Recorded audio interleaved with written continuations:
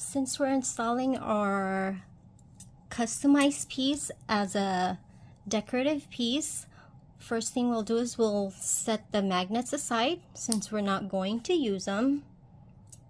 And then turn your customized piece over and remove the tiny screws. So now it'll be in two pieces. There's piece number one, which is the main piece, and the back piece.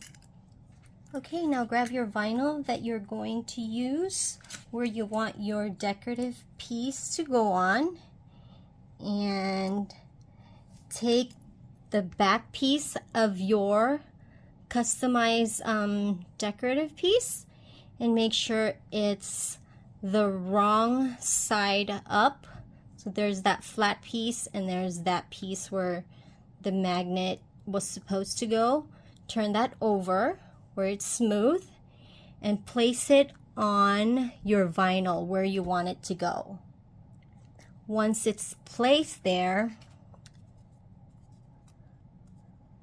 I'm not putting it on this vinyl, by the way, but let's pretend it's this one.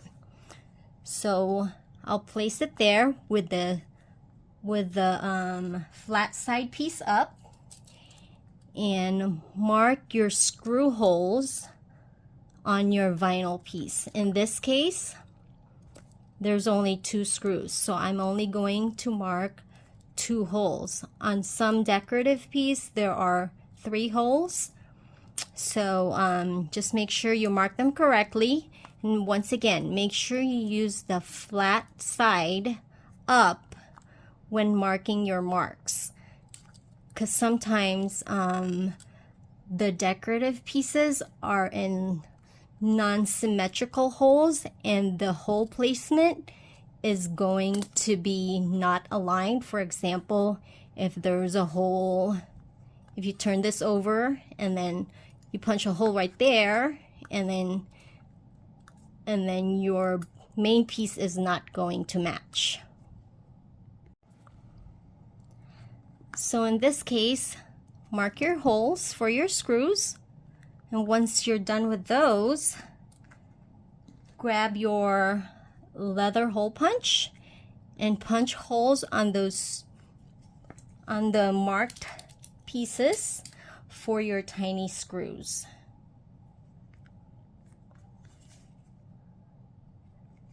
Then we'll put your main piece right side up and turn over your vinyl. By the way, the vinyl piece where you're installing your decorative magnet piece, make sure it's stabilized so it doesn't get easily ripped in the long run. All right.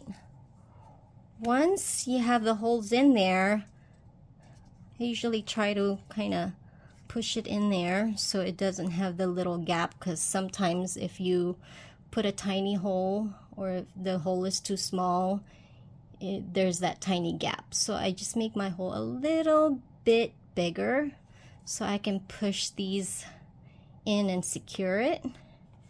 Then once that's done, put your back piece on top.